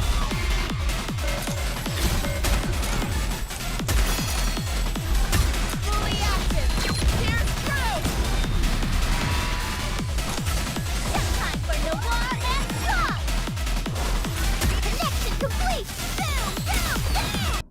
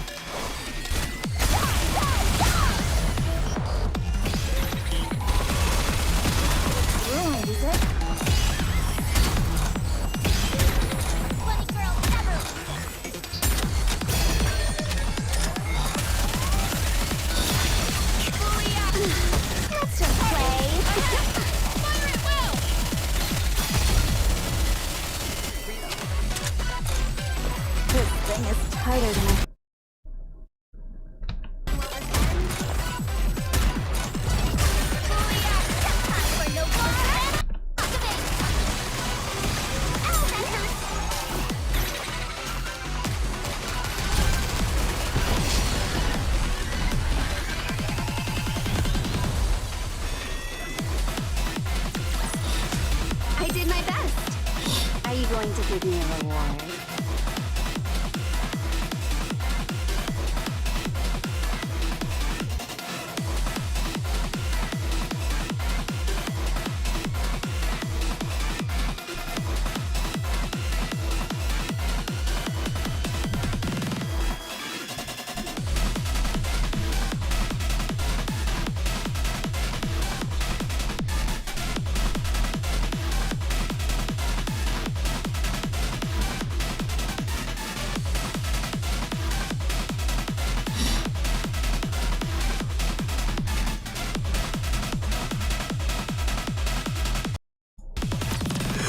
Got it.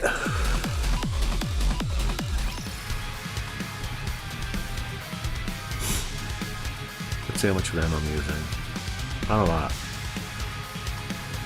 And my processing 3.9 gigahertz.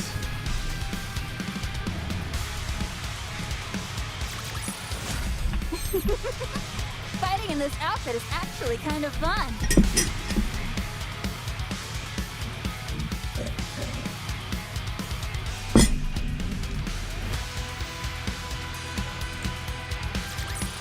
As long as we're together, I will never fall.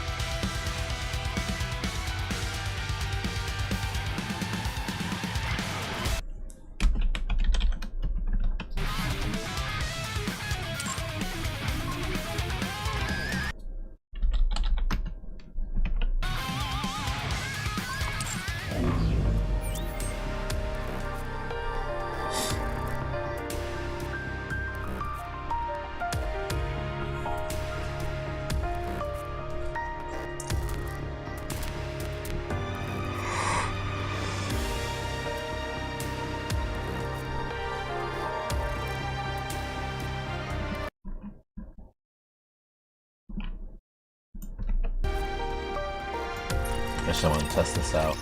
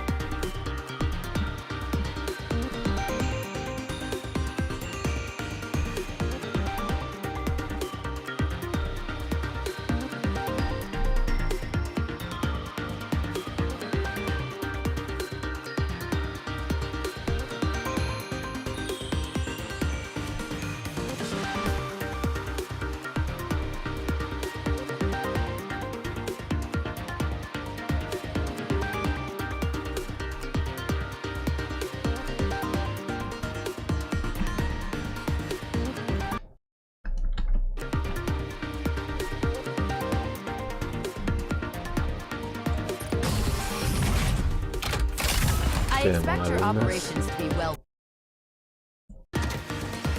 Nope, I don't.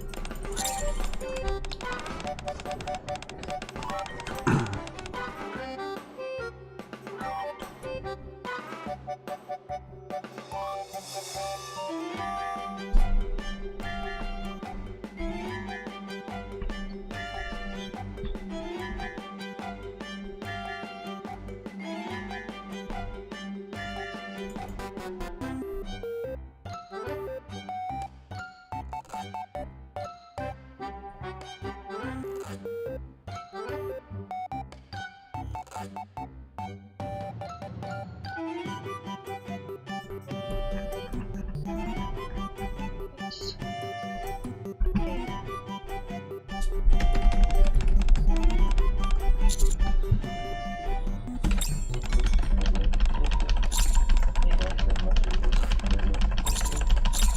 what is happening out here? Valentine's Day? Yeah, it is.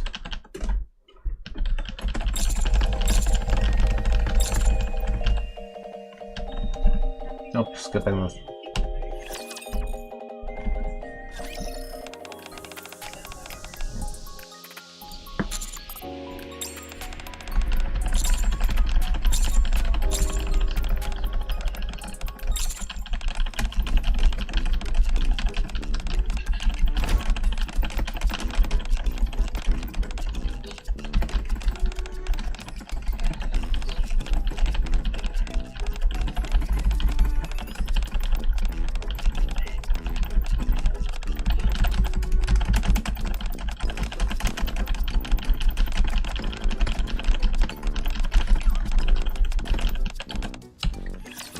I'm hitting the spacebar too much.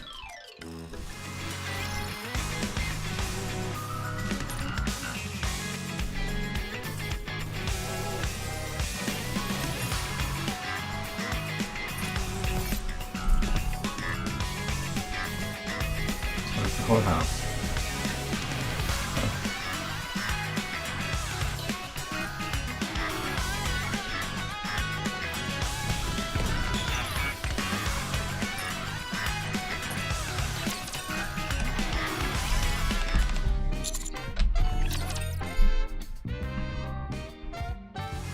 No.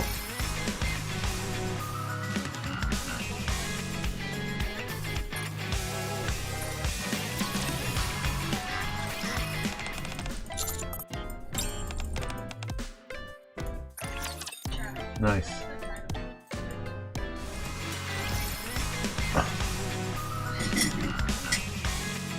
Oh, there it is. Courthouse.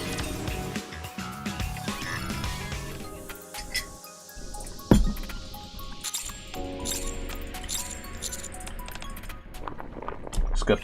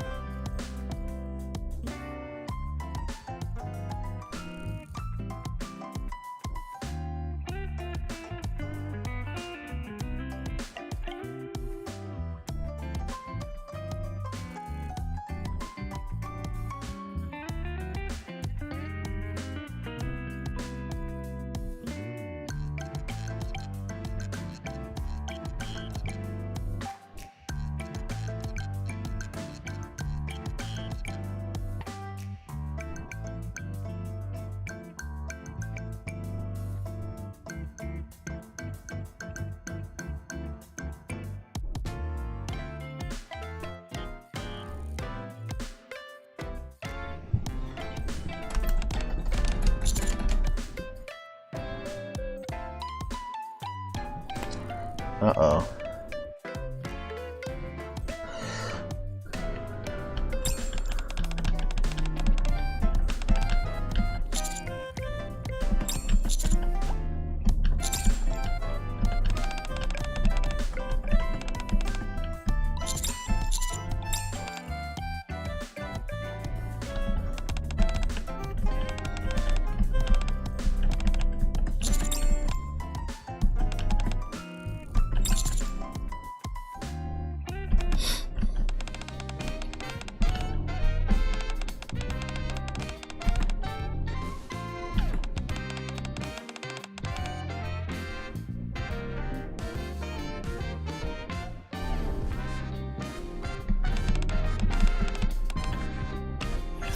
That's a lot of dialogue.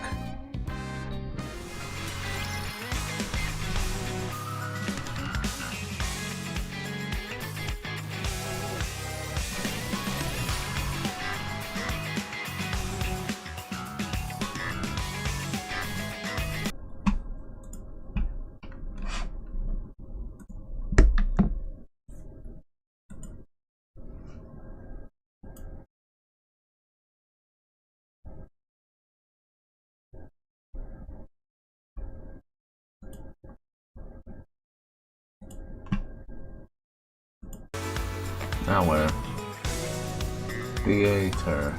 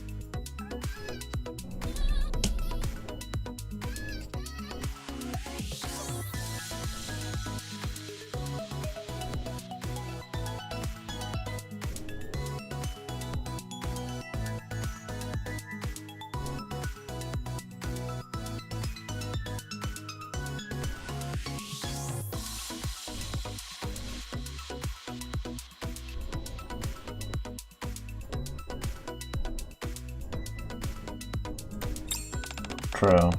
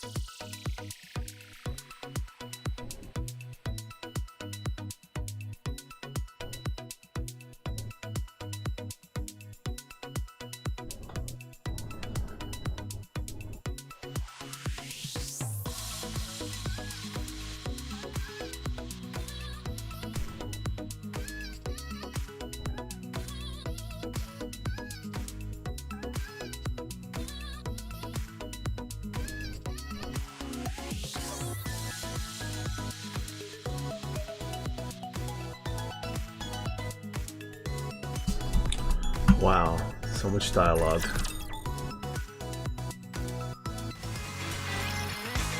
How do I sort? Price low to high.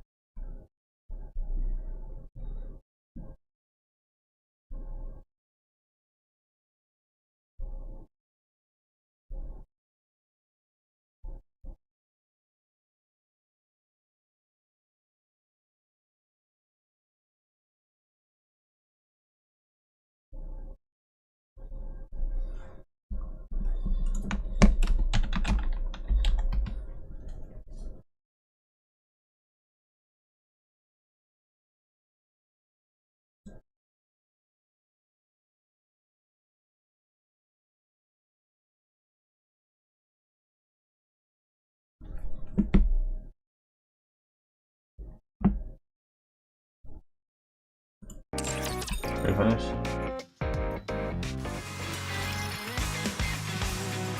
And I got the plus on it. Do you finish?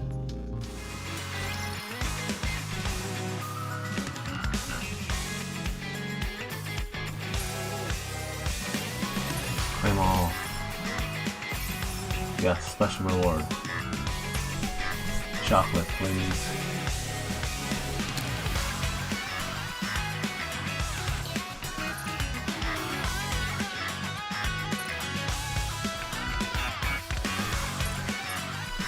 Nice.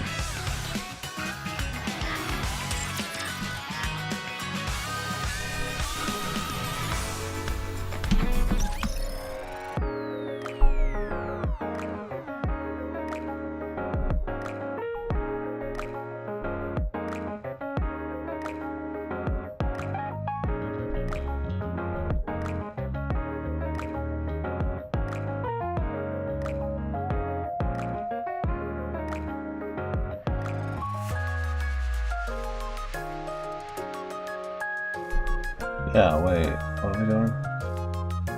Let's play the game, I think I finished.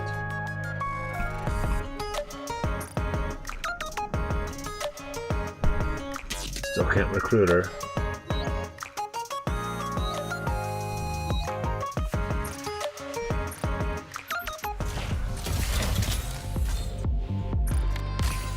Confirm. Cute, funny. Cute and funny.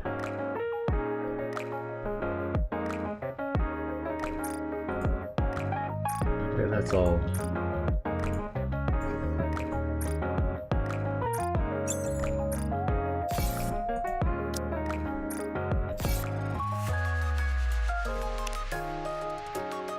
Got the mission.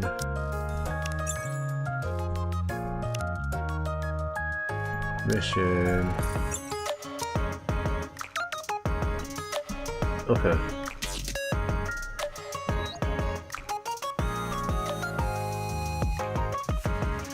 I have to eat all the chocolate. Okay, it's worth it.